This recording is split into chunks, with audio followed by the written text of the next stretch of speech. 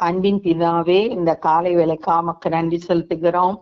ஆண்டவரே, உம்மை துதிக்கிறோம், ஸ்தோத்தரிக்கிறோம். உம்மை நோக்கி பார்க்க இந்த நல்ல தருணத்தை எங்களுக்கு தந்த தயவுக்காக உம்மை துதிக்கிறோம், ஸ்தோத்தரிக்கிறோம். நீர் பெரியவர் ஆண்டவரே, ஸ்தோத்திரம். சர்வ வல்லவர், எல்லா கனத்துக்கும் மகிமைக்கும் துதிக்கும் நீர் ஒருவரே பாத்திரர். சிங்காசனத்துல வீற்றிருக்கிறவரே உம்மை துதிக்கிறோம், ஸ்தோத்தரிக்கிறோம். மனுஷருடைய யோசனைகள் வீண் என்று கர்த்தர் அறிந்திருக்கிறார்னு சொல்லிட்டு வேத வசனம் சொல்லி இருக்கிறதுப்பா. எங்களோட திட்டங்கள் எல்லாம் வீணானது, உம்முடைய யோசனை மாத்திரம் நிலை நிற்கும்.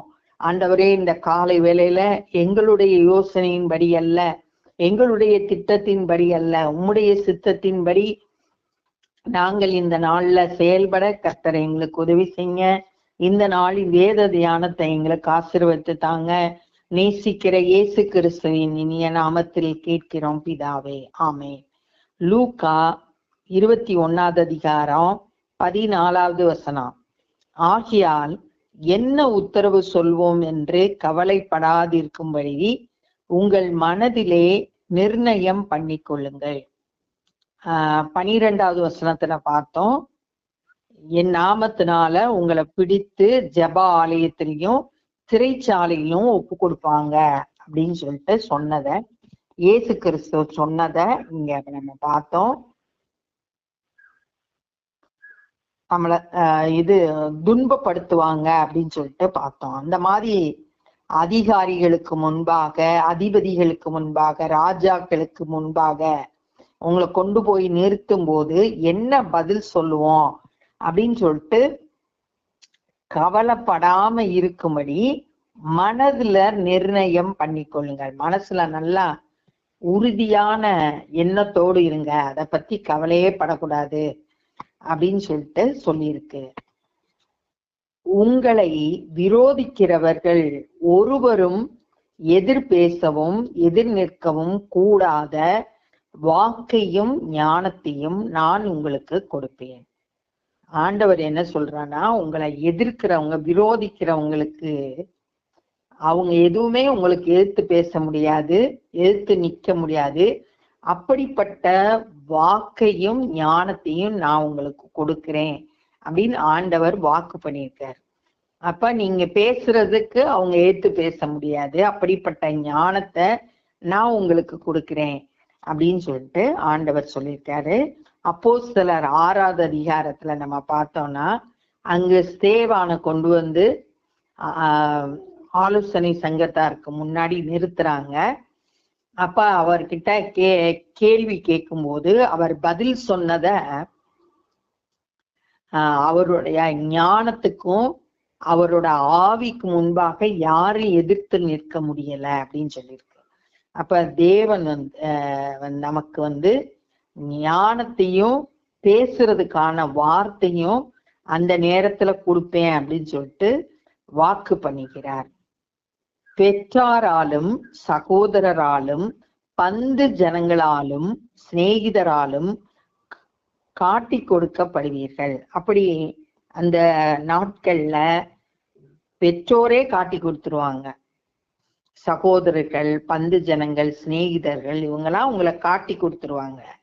உங்களில் சிலரை கொலை செய்வார்கள். கிறிஸ்துவை ஏற்றுக்கொண்டது நிமித்தம், கிறிஸ்துவுக்கு சாட்சியா இருக்கிறது நிமித்தம் உங்களை சிலரை கொலை செய்வார்கள். என் நாமத்தின் நிமித்தம் எல்லாராலும் பகைக்கப்படுவீர்கள். கிறிஸ்தவங்களா இருக்கிறதுனால எல்லாராலும் பகைக்கப்படுவோம். யோவான் 15வது அதிகாரம் 18, 19 ஆகிய வசனங்கள்ல அங்கேயும் இயேசு கிறிஸ்து சொல்லும் போது, நீங்க உலகத்தாரார் இல்லாததுனால உலகம் உங்களை பகைக்கிறது அப்படின்னு சொல்லியிருக்கு. நம்ம எல்லாம் பிரித்தெடுக்கப்பட்டவங்க, உலகத்தார் கிடையாது, அதனால அவங்க வந்து நம்மளை பகைப்பாங்க. ஆனாலும் உங்கள் தலைமயிரில் ஒன்றாகிலும் அழியாது. அப்படி உங்களை பகைத்தா கூட உங்க தலையில இருக்க முடி கூட அழிந்து போகாது, சேதம் ஏற்படாது. லூக்கா 12:7 வந்து உங்க தலையில் உள்ள முடியெல்லாம் எண்ணப்பட்டு இருக்கிறது. சின்ன சின்ன காரியங்களை கூட ஆண்டவர் கவனம் செலுத்துறாருன்னு அங்க நம்ம பார்த்தோம். நம்ம மேல அக்கறையுள்ள தேவன்னு. இங்கே வந்து கஷ்டப்பாடுகள் படும்போது, இயேசுக்காக பாடுபடும் போது அது உங்களுக்கு வந்து சேதத்தை ஏற்படுத்தாது. தலைமயிரில் ஒன்றாயிலும் அழியாது, முடி கூட அழிந்து போகாது. ஆண்டவரோட பாதுகாப்பு நமக்கு உண்டாயிருக்கும். உங்கள் பொறுமையினால் உங்கள் ஆத்துமாக்களை காத்து கொள்ளுங்கள். ரோமர் 12:12 சொல்லிருக்கு, உபத்திரவத்துல பொறுமையா இருங்கள் அப்படின்னு சொல்லிட்டு சொல்லப்பட்டிருக்கு. அப்ப இந்த உபத்திரவமான நாட்கள்ல பொறுமையோடு இருந்து உங்க ஆத்துமாவை காத்து கொள்ளணும் அப்படின்னு சொல்லிட்டு சொல்றாங்க.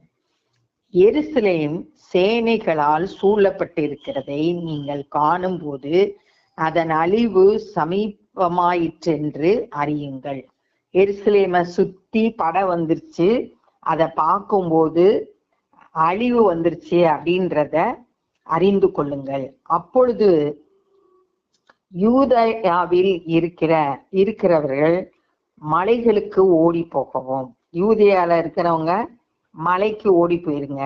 எருசலேமில் இருக்கிறவர்கள் வெளியே புறப்படவும், எருசலேமில் இருக்கிறவங்க வெளியே போயிருங்க. நாட்டுப்புறங்களில் இருக்கிறவர்கள் நகரத்தில் பிரவேசியாமலும் இருக்க கடவர்கள். வெளியே எருசலேமுக்கு வெளியே இருக்கிறவங்க உள்ள வராதிங்க, உள்ளதான் வந்து எதிரிகளால தாக்கப்பட போகுது, அதனால உள்ள வந்துடாதீங்க. எழுதி இருக்கிற யாவும் நிறைவேறும்படி நீதியை சரிக்கட்டும் நாட்கள் அவைகளே. தேவன் நீதி சரிக்கட்டுற நாட்கள், எழுதியிருக்கிறதெல்லாம் அப்படியே நிறைவேறும். தீர்க்க தரிசனமா சொல்லப்பட்ட வார்த்தைகள் எல்லாம் நிறைவேறும்படி இதெல்லாம் நடக்குது. அந்நாட்களில் கர்ப்பவதிகளும் பால் கொடுக்கிறவர்களுக்கும் ஐயோ. கர்ப்பவதியா இருக்கிறவங்க, பால் கொடுக்கிறவங்க, இவங்களுக்கெல்லாம் ஐயோ. பூமியின் மேல் மிகுந்த இடுக்கமும் இந்த ஜனத்தின் மேல் கோபாக்கினையும் உண்டாகும். எருசலேம்ல பயங்கர இடுக்கம், பிரச்சனைகள் ஏற்படுது. ஏன்னா யுத்தத்தினால எதிரிகளால சூழப்பட்டு கோபாக்கினை, ஜனத்தின் மேல் கோபாக்கினை உண்டாகிறதுனால ஒரு கஷ்டமான சூழ்நிலை ஏற்பட்டது. இதெல்லாம் வந்து 70வது ஆண்டு ஏடியில தீத்து அப்படின்ற ரோம பேரரசனால எருசலேம் வந்து சூழப்பட்டது, ஒரு அழிவை சந்திச்சது, உபத்திரவத்தை கிறிஸ்தவங்க சந்திச்சாங்க. அது அப்படியே நிறைவேறிச்சு. இங்க இயேசு கிறிஸ்து சொன்ன இந்த வார்த்தைகள் எல்லாம் அப்படியே நிறைவேறியது. இடுக்கமும் கஷ்டங்கள் அங்க ஏற்பட்டுச்சு. பட்டய கருக்கினாலே விழுந்தார்கள். அங்க யுத்தம் நடந்ததுனால பட்டயத்துல அநேகம் பேர் மரித்து போனாங்க. யுத்தம் நடந்ததுல சகல புறஜாதிகளுக்குள்ளும் சிறைப்பட்டு போவார்கள். புறஜாதியான ரோமர்கள் வந்து இங்க இருக்கிற எருசலேம்ல இருக்க ஜனங்களை சிறைப்பிடித்துட்டு போனாங்க. புறஜாதியாரின் காலம் நிறைவேறும் வரைக்கும் எருசலேம் புறஜாதிகளால் மிதிக்கப்படும். புறஜாதிகளுக்கு தேவன் நியமித்திருக்கிற அந்த காலம் எவ்வளவோ அது நிறைவேற வரைக்கும் எருசலேம் புறஜாதிகளால மிதிக்கப்படும். இந்த நம்ம வந்து 6வது வசனத்துல பார்த்தோம், நீங்கள் பார்க்கிற இவைகளில் ஒரு கல் மற்றொரு கல் மேல் இராதபடிக்கு எல்லாம் இடிக்கப்படும் நாள் வரும் அப்படின்னு சொல்லிட்டு எருசலேம்ல இருக்கிற தேவாலயத்தை குறித்து சொல்லப்பட்ட தீர்க்க தரிசனம் எல்லாம் இந்த நாட்கள்ல நிறைவேறிச்சு. ரோமர்கள் வந்து புறஜாதியான அவங்க எருசலேமை சூழ்ந்து கொண்டு அதை ஜெயிச்சு அதுல இருக்கிறவங்களை எல்லாம் சிறை பிடித்து போனது வரலாற்றுல நம்ம பார்க்கலாம். அப்ப இந்த நாள்ல நம்ம என்ன கற்றுக்கொண்டோம் அப்படின்னு சொல்லிட்டு பார்த்தோம்னா, அதிபதிகளுக்கு முன்பாக, ராஜாக்களுக்கு முன்பாக உங்களை கொண்டு போய் நிறுத்தும் போது என்ன பதில் சொல்வோன்னு கவலைப்படக்கூடாதுன்னு மனதுல உறுதியா இருங்க. அங்க போய் நிக்கும் போது நீங்க பேசுறத எதிர்த்து பேசவும் எதிர்த்து நிக்கவும் முடியாதபடிக்கு உங்களுக்கு வாக்கையும் ஞானத்தையும் நான் கொடுக்கிறேன் அப்படின்னு சொல்லிட்டு இயேசு கிறிஸ்து அவங்க கிட்ட சொன்னாரு. எல்லாரும் உங்களை பகைப்பாங்க என் நாமத்து நிமித்தம், ஆனா உங்க தலையில இருக்க ஒரு முடி கூட அழிந்து போகாது. இந்த உபத்திரவத்துல நீங்க பொறுமையா இருந்து உங்க ஆத்துமாவை காத்து கொள்ளுங்கள். எருசலேம் படைகளால சூழும் போது அழிவு சமீபமாயிருக்கு அப்படின்றத அறிந்து கொள்ளுங்க. யூதேயால இருக்கவங்க மலைக்கு போங்க, எருசலேம்ல இருக்கவங்க வெளியே போயிருங்க, வெளியே இருக்கவங்க உள்ள வராதீங்க.